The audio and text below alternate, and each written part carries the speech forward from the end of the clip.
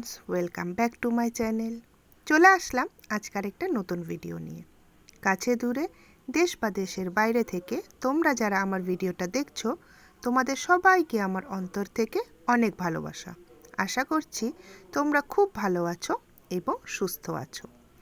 সকাল সকাল তো আমার পুজো দেওয়া কমপ্লিট, আর তোমাদের সাথে শেয়ার করে নিলাম যে আজকে আমি আমার ঠাকুরের আসন কিভাবে সাজিয়েছি।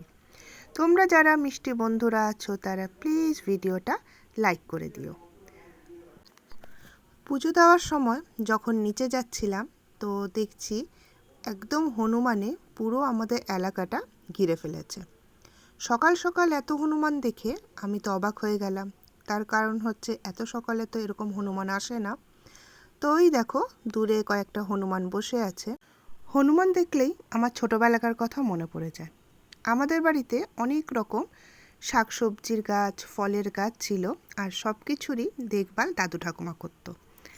তো হনুমান আসলেই দাদু ঠাকুমা সঙ্গে সঙ্গে আমাকে ডাকতো, বা আমি সবসময় তাকে তাকে থাকতাম যে একটা হনুমান এসেছে কিনা আর আমাদের সব জিনিস নষ্ট করছে কিনা। তাই পুরনো স্মৃতি মনে পড়ে যায়। ব্যাস, ঠাকুরঘর থেকে নেমে তো শুরু হয়ে গেল দৌড়ঝাঁপ। আর এখানে আমি ছাতু গুলিয়ে নিচ্ছি। আয়ুষের এক্সাম চলছে, ও এক্সাম দিতে যাবে।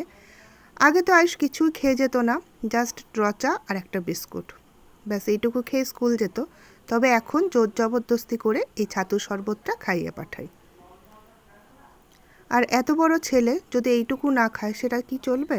হয় না। তো তার জন্য এটা খাইয়ে পাঠাচ্ছি, আর চলে আসবে ও 1টার সময়। আর এই যে আমি টিফিন নিয়ে বসে গেছি। এখানে আমি নিয়ে নিয়েছি আলুর তরকারি আর মুড়ি। মুড়ি তো আমার ভীষণ ফেভারিট। তারপরে শুরু করে দিলাম রান্না বান্না। আর এই যে বানাচ্ছি ডিম কষা।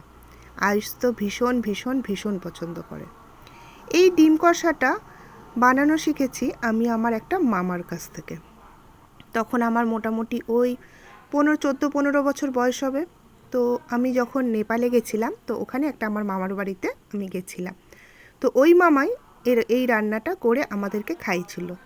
তো এত ভালো লেগেছিল, তো তখন বলেছিলাম যে মামা আমাকে রান্নাটা শিখিয়ে দাও। তো বলেছিল সবই ঠিক আছে, জাস্ট পেঁয়াজটা মোটা মোটা করে কাটবি আর বেশি ভাজবি না, দেখবি ভালো লাগবে খেতে। তো সেইভাবে বানাই, তবে মামার হাতের টেস্টটাই বেশি ভালো ছিল। তারপরে ছিল হচ্ছে স্যালাড, তবে টমেটো ছিল না বলে টমেটো দিতে পারিনি।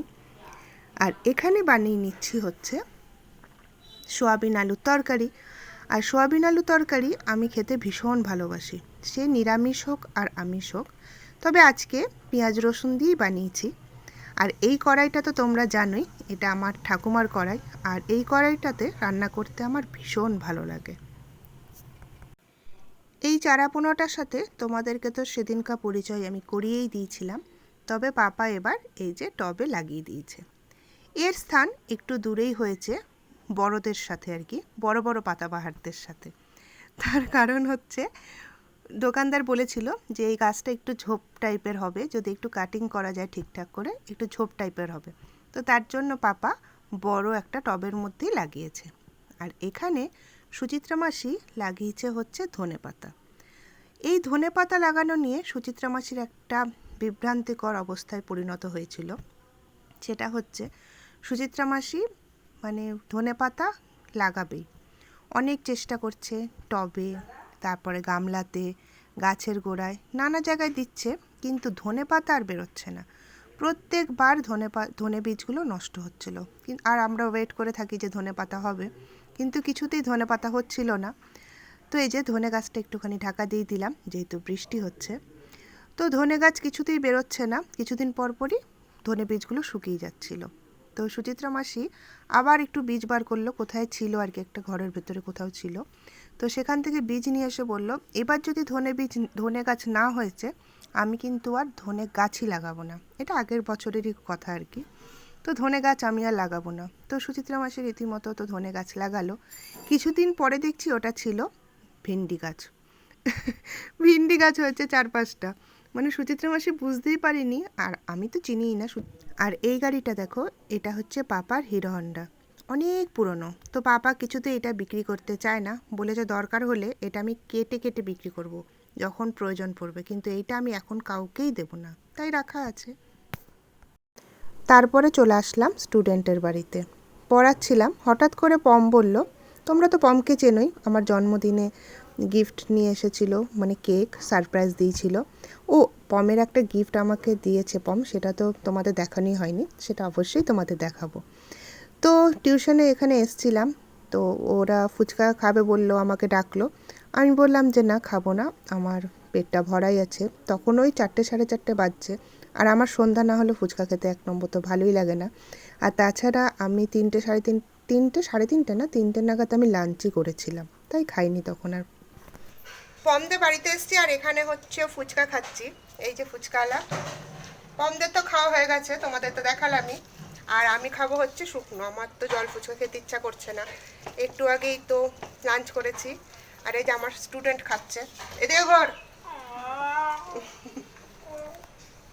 এই যে খাচ্ছে। আর আমি তো একদমই প্লেন খাবো, জল খেতে ইচ্ছা করছে না বললামই, আর সস দিয়েও খেতে ইচ্ছা করছে না। ফুচকা এমন একটা জিনিস যা দেখলে জিভে জল আসবেই। আর এই যে আমি শুকনো ফুচকা খাবো বলেছিলাম, যে কিছু সস দেবো না, কোনো চাটনি ছাড়া, প্লেন আমি আলু দিয়ে ফুচকা খাবো। তো ঝালটা একটু বেশি দিতে বললাম, আমি যেহেতু ঝাল লবণ একটু বেশিই খাই। তো এই যে আমার ফুচকা এখন একদম রেডি হয়ে গেছে খাওয়ার জন্য। এই যে ফুচকা নিয়ে এখন চলে এসেছি খেতে। এখন গুলু পড়াশোনা করবে আর আমি এখন বসে বসে সামনে ফুচকা খাবো। শুরু হয়ে গেল আমার ফুচকা খাওয়া, আর এত টেস্টি ছিল যে কি বলবো, দারুণ দারুণ লাগছিল খেতে। ব্যাস, তারপরে তো বাড়ি চলে আসলাম।